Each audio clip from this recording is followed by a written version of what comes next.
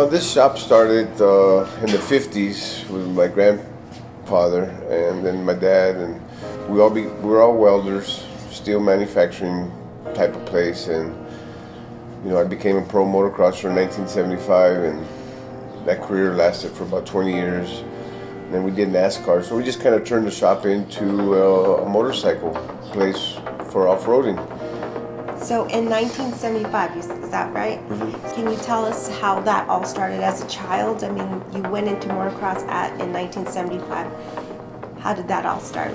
Well, the way it really started is I had a newspaper route on bicycle, and I was delivering papers on bicycle, and I wanted to do it on a motorcycle. So I got my first motorcycle.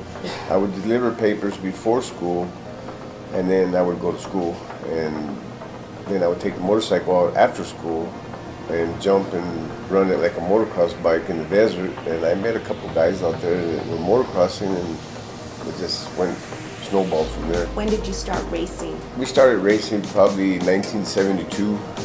We fell in love with it, and it was just something that it was the adrenaline rush that, I think a young kid, and the sport was growing so fast, and there was a lot of action in California, and not so much here in Tucson. So basically California pulled the good riders from Arizona to go over there and compete with the California riders.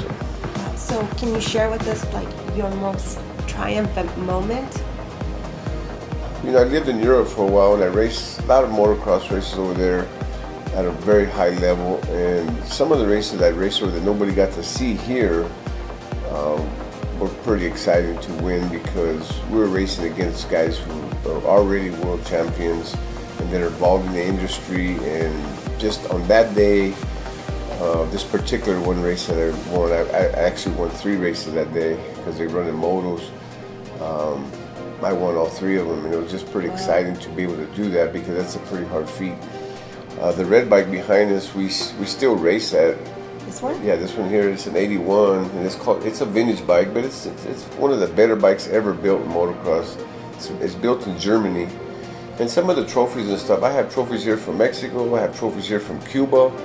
I went to Cuba for 2 years in 1980 and 81 and raced over there and taught motocross. Tell me how this was different compared to your other trophies. Well, this one right here really tells the whole story if you really want to look at it, because there's a handlebar, there's a throttle grip, and there's a brake. If without the handlebar you can't go, and without the brake you can't stop. So, and everything is controlled by the hand, which the hand is connected to your brain.